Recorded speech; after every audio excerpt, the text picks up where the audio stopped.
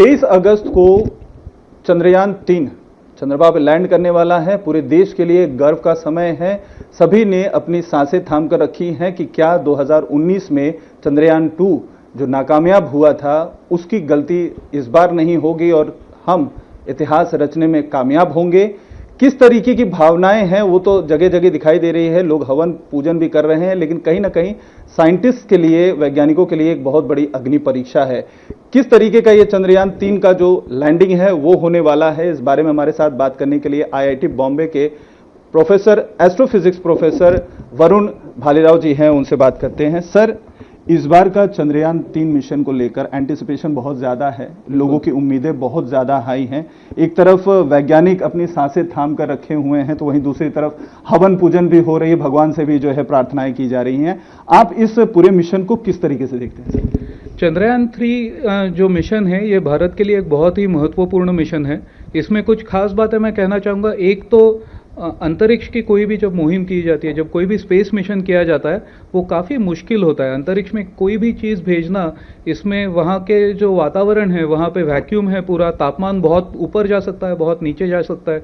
तो अंतरिक्ष के लिए कोई भी चीज़ बनाना बेहद मुश्किल होता है। उसके बावजूद जब एक बार मिशन का एक फेज उसकी अनसक्सेसफुल हुई थी, चंद्रयान-2 जो मिशन था वो पूरा फेल नहीं गया था। उसका जो ऑर्बिटर था उससे बहुत ही अच्छे मेजरमेंट्स आज तक लिए जा रहे हैं।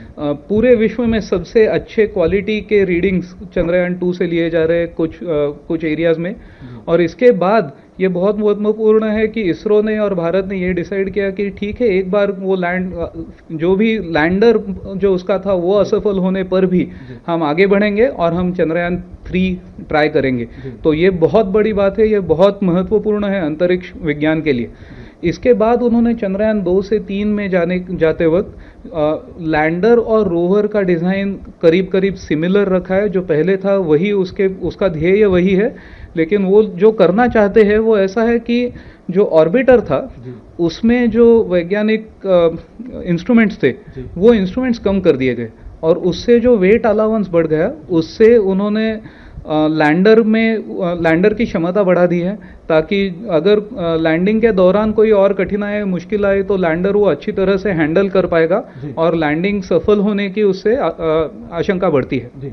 सर, ऑर्बिटर जो है कहा जाता है कि अभी भी रिस्पांस कर रहा है, वेलकम बैक करके जो है ऑर्बिटर की तरफ से एक मैसेज भी अभी कल के दिन आया था। तो वो कितना बड़ा अहम फैक्टर इसमें हो सकता है कि जो चंद्रयान-3 का जो लैंडर है वो सही तरीके से सेफली वहां पर लैंड हो जाए? चंद्रयान-2 का ऑर्बिटर जो है वो आज भी साइंस मेजरमेंट्स ले रहा है। चंद्र की परिक्रमा करते हुए उसका काम अभी तक जारी है। चंद्रयान-3 का जो ऑर्बिटर है उन्होंने ऑर्बिटर ना कहते हुए ज़्यादातर उसको इस हिसाब से देख रहे हैं कि वो एक डिप्लॉयमेंट व्हीकल है। उसका काम है कि लैंडर को वहाँ पहुँचाना। वैज्ञानिक जो उसमें एक्सपेरिमेंट्स है वो ऑर्बिटर पे इस बार केवल एक ही है, जो पिछली बार काफ़ी ज़्यादा थे। तो अभी ऑर्बिटर से ऑलरेडी अपना लैंडर सेपरेट हो चुका है, वो सक्सेसफुल ऑर्बिट लोअरिंग भी हो गया है। तो अभी जो लास्ट फेज है वो बस लैंडिंग का ही बचा है। सर, लेकिन क्या अभी भी जो है कहीं भी इफ्स एंड बाउट्स के जो है हम डाउट्स हमेशा बने रहते हैं, तो क्या इस बार डाउट करने की कोई वजह नहीं है? एश्योरेंस जिस तरीके से कंफर्मेशन ज्यादातर एक्सपर्ट्स और साइंटिस्ट दे रहे हैं, तो ये चीज मान लेना चाहिए कि इस बार की कहीं कोई कमी नहीं रह जाएगी और everything will be fine. Science में आप कभी भी जब नया एक्सप्लोरेशन आप कभी करने जाते हैं विज्ञान में, तो उसमें हमेशा एक अनसर्टन फैक्टर होता है। जो सदर्न पार्ट लैंडिंग जो करने की कोशिश की जा रही है, अब तक आपने पिछले अगर सारे चंद्रमा के मिशंस देखे जो अमेरिका, रूस, चीन ने किए हुए हैं, कोई भी इस लैटिट्यूड पे लैंड करने की किसी ने कोशिश नहीं की है।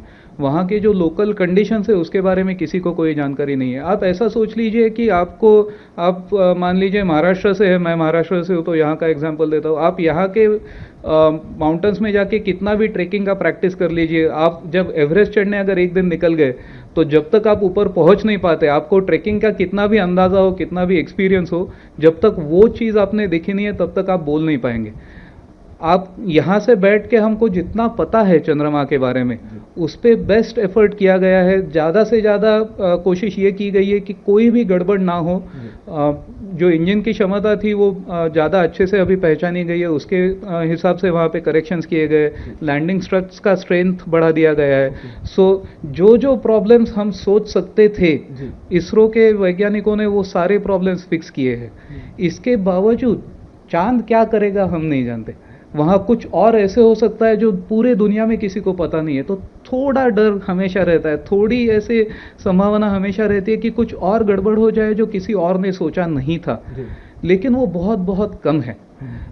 जैसे आप मान लो कि कॉन्फिडेंस पूरा है, उम्मीद पूरी है, हम पूरी तरह से तैयार हैं, लेकिन साइंस जब आप इतना मुश्किल एक्सपेरिमेंट करने जा रहे हैं तब 100% गारंटी कभी नहीं रह सकती। अभी एक अनफॉर्चुनेट एग्जांपल रिसेंटली आया है कि रूस ने ये उनका 25वां प्रयास था चांद पे जाने के लिए। 15 बार वो सफल हो चुके हैं, लेकिन फिर भी इस बार वो सफल नहीं हुआ। तो इतनी उनके पास जानकारी होने के बावजूद भी वहाँ पे गलती अगर हो सकी, क्योंकि वहाँ अंतरिक्ष में तापमान, वैक्यूम, आप वहाँ बैठ के कुछ कंट्रोल नहीं कर सकते। यहाँ से रिमोट कंट्रोल करने के लिए भी आपके पास टाइम नहीं है, इतने फास्ट वहाँ पे चीज़ें हो रही है। उसमें 100% कॉन्फिडेंस कभी नहीं हो सकता।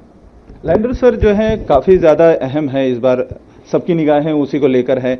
पिछली बार चंद्रयान 2 का जो लैंडर था उसको कई लोग ये कहते हैं कि स्पेस काफ़ी कम मिला था, दूरी काफ़ी कम मिली थी, जिस वजह से वो सही तरीके से लैंड नहीं कर पाया था। तो क्या इस बार आपको लग रहा है कि इससे थोड़ा सा सबक लेते हुए वैज्ञानिकों ने इसके बारे में भी सोचा होगा? क्या चेंजेस किए होंगे, आपको क्या लगता है? इसके बारे में इसरो चेयरमैन ने काफ़ी डिटेल में बताया था कि क्या क्या चेंज किया गया है। चंद्रयान 2 के जो ऑनबोर्ड कैमराज है उससे चंद्रमा के सतह के अच्छी तस्वीरें ली गई। उससे लैंडिंग जोन जो पिछली बार छोटा रखा गया था वो इस बार काफ़ी बड़ा बनाया गया है, ताकि लैंडर अगर किसी और जगह जाने लगा, पिछली बार ऐसे हुआ था कि उसको बहुत ज़्यादा करेक्ट करके अंदर आने की कोशिश करनी पड़ी थी।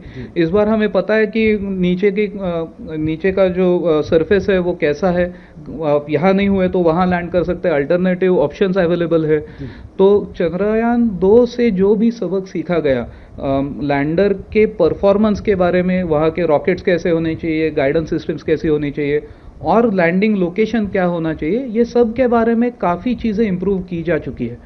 तो जैसे मैं बोल रहा था कि पूरा इसरो एक साथ बैठ के उन्होंने ये सोचा कि क्या क्या गलत हुआ, उसका पहले ठीक से विश्लेषण किया गया कि चंद्रयान 2 में लैंडर क्रैश क्यों हुआ और क्रैश कब हुआ, वो भी देखा गया कि कितना एरर टॉलरेट हो सकता है। जैसे आप मान लीजिए कि आप कोई चीज़ में उठा के ऊपर से फेंक, मेरे हाथ से अगर मोबाइल गिर गया तो वो अगर 10 सेंटीमीटर गिरा तो पक्का टूटेगा नहीं, दूसरे फ्लोर से गिर गया तो पक्का टूटेगा। बीच में कितना उसका टॉलरेंस है, कितना वो टॉलरेट कर पाएगा, ऐसे वो लैंडर के बारे में पूरा सोचा गया है कि उसका इम्पैक्ट स्ट्रेंथ कितना है।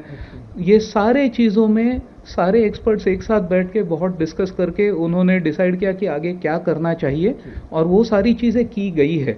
उसके वजह से एक बात ये हुई कि लैंडर का वज़न बढ़ गया और ज़्यादा मास लॉन्च करना ज़्यादा मुश्किल होता है। तो उस बारे में ऐसा किया गया है कि ऑर्बिटर के साइंस एक्सपेरिमेंट जो हटा दिए गए थे उस जगह लैंडर के ये ज़्यादा वज़न को एकोमोडेट किया गया है। सर, प्रधानमंत्री नरेंद्र मोदी लगातार कहते हैं और आने वाला जो समय है ये माना जाता है, स्पेस को जो जितना एक्सप्लोर करेगा, स्पेस के ऊपर जो जितना काबू करके रखेगा, आने वाला समय, आने वाला 100 साल कह लें या जो आने वाला समय है वो उसके ऊपर राज करेगा। तो आप इस चंद्रयान 3 के मिशन को जो है सक्सेस को किस नज़र से देखते हैं? आने वाला समय हमारे स्पेस के लिए, हमारे स्पेस साइंटिस्ट के लिए और भारत के लिए कितना उज्जवल होने वाला है?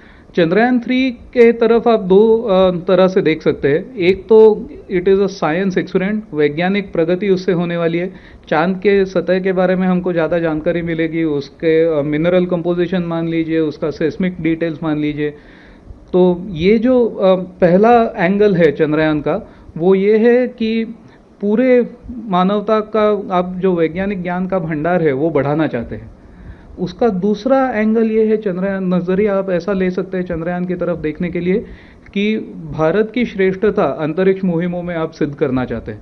तो उसके लिए चंद्रयान 3 के डिज़ाइन, ये दोनों तरीके से जो साउथ पोलर रीजन लैंडिंग जो चूज़ किया गया था वो उन दोनों नज़रियों से ये बहुत ही महत्वपूर्ण है, क्योंकि आप अगर ऐसे जगह जाके लैंड करेंगे जहां पहले बाकी मिशंस लैंड कर चुके हैं, तो आप वैज्ञानिक दृष्टिकोण से नया कुछ नहीं सीखेंगे वहां पे। तो हम एक नई जगह जाना चाहते हैं, और ऐसे करते करते हम ये भी सिद्ध करना चाहते हैं कि हम वो चीज़ कर पाते हैं जो बाकी देशों ने की नहीं है। इसके लिए जो भी तंत्रज्ञान नया विकसित किया गया है वो बाकी अंतरिक्ष मुहिमों में भी काफ़ी काम आएगा। अभी जो नया इन स्पेस बना है, जिसके मदद से बाकी प्राइवेट कंपनीज को ज़्यादा सुविधाएं दी जा रही है, तो इसमें जो टेक्नोलॉजी डेवलप नहीं हुई है वो भी वहाँ ट्रांसफ़र की जाएगी। तो जो भी चीज़ें हम इस मुहिम से सीखेंगे वैज्ञानिक दृष्टिकोण से भी, वो भारत को आगे ले जाएगा और तंत्रज्ञान के दृष्टिकोण से भी आगे ले जाएगा। आखिरी सवाल सर, ये जो एश्योरेंस ज़्यादातर, चाहे हम इसरो के साइंटिस्ट के डायरेक्टर्स की बात करें या दूसरे साइंटिस्ट की बात करें, आपके जैसे साइंटिस्ट की बात करें, तो जो एक कहते हैं कि कॉन्फिडेंस जो एक दिख रहा है इस बार सक्सेस के, उसकी एक बहुत बड़ी वजह क्या हो सकती है? क्या गलतियों से जो 2019 में चंद्रयान 2 में गलतियां हुई थी उससे सबक लेने का हुआ, कि या और कोई रीज़न आप इसको देखते हैं? कॉन्फिडेंस का लेवल क्यों इतना ज़्यादा हाई है इस बार? इसको मैं मार्च ऑफ साइंस बोलूँगा। आप ऐसे मान लीजिए कि 2000 साल पहले लोगों को पता नहीं था कि ग्रेविटी क्या होती है, गुरुत्वाकर्षण क्या होता है। फिर न्यूटन का सिद्धांत आया कि ग्रेविटी, कोई भी दो चीज़ें एक दूसरे को अपने पास खींचती है। उसके बाद 100 साल पहले आइंस्टाइन, उन्होंने और आगे जब रिसर्च किया तो उन्होंने देखा कि ये ऐसे नहीं, gravity is curvature of space time. तो साइंस की, विज्ञान की जो प्रगति होती है वो हमेशा पिछले चीज़ों से सीख के उसके ऊपर आगे बढ़ने से ही होती है। इसको न्यूटन ने ही कहा था कि science progresses bye standing on the shoulders of giants. तो पिछली बार जो भी किया था उससे सीखना और आगे बढ़ना, ये विज्ञान का एक बहुत ही महत्वपूर्ण हिस्सा है। आप अगर बहुत छोटे छोटे कदम हर बार लेते रहे तो आप प्रगति भी छोटी छोटी करेंगे, गलती कोई नहीं होगी, आपका फेलियर की संभावना बहुत ही कम है। लेकिन फिर आप यहाँ से शुरू करके यहाँ तक ही पहुँच पाएंगे। आपको छलांग लगानी है, आपको विज्ञान को आगे लेके जाना है, तो उसमें रिस्क इन्वॉल्व है। वो रिस्क कैलकुलेटेड होना चाहिए। आप जहां आज से जहां तक पहुंच सकते हैं, ज़्यादा से ज़्यादा पहुंचने की कोशिश कीजिए। अगर छलांग लगाते हो गिर गए तो ठीक है, संभल के उठिए और वापस चलिए। विज्ञान ऐसे ही बढ़ता है। हमने चंद्रयान 1 में छलांग लगाई, द ओनली कंट्री जिसने पहले अटेम्प्ट में चंद्र का सक्सेसफुल परिक्रमा की, मंगलयान के बारे में वही हुआ। उसके बाद हमारे भूख बढ़ गई। चंद्रयान 2 में हमने लैंडिंग की कोशिश की, उसमें ऑर्बिटर इज़ एक्सट्रीमली सक्सेसफुल, वो पार्ट फेल नहीं हुआ है। लैंडर लैंड नहीं कर पाया, उससे हमने सबक सीखी है। और वह जब हम बोल रहा हूँ, मैं खुद उसमें इन्वॉल्व नहीं, इसरो ने, सारे भारतीय शास्त्रज्ञों ने, तंत्रज्ञानियों ने ये सीखा है, और उससे बढ़ के आज हम और आगे जाना चाहते हैं। ये सबक सीख के हम आगे जा रहे हैं। हमारी उड़ान उतनी ही ऊंची होने वाली है, और इसीलिए हम आज कॉन्फिडेंट है कि इस बार सफल हो सकते हैं। एक आम हिंदुस्तानी के हिसाब से पूछूं सर, मिठाई खाने की तैयारी कर लेनी चाहिए कल भारतीयों को? मिठाई खाने की बिल्कुल तैयारी कीजिए, बट ये भी याद रखिए कि वर्ल्ड कप में टीम कितनी भी अच्छी हो, बाकी टीम्स भी होती है। तो हमारी तरफ से हम पूरी तरह तैयार है। चांद की तरफ से क्या आएगा हम पूरी तरह से बोल नहीं सकते। हमसे बात करने के लिए बहुत बहुत शुक्रिया। तो ये थे प्रोफेसर वरुण, जिनका साफ तौर पर कहना है कि कॉन्फिडेंस इस वजह से भी ज़्यादा है क्योंकि चंद्रयान 2 से जो गलतियां हुई थी उसे सबक लेते हुए वैज्ञानिकों ने काफ़ी ज़्यादा मेहनत की है। डिजाइनिंग से लेकर लैंडिंग के खास तौर पर काफ़ी ज़्यादा उस पर ध्यान दिया गया है। उम्मीद सभी को है क्योंकि विज्ञान की तरफ से वैज्ञानिकों ने अपना पूरा काम किया है। अब चंद्रमा किस तरीके से बिहेव करता है ये जब कल समय आएगा तभी पता चल पाएगा। कैमरामैन अरुण देवरुकर के साथ अतुल सिंह, इंडिया टीवी मुंबई।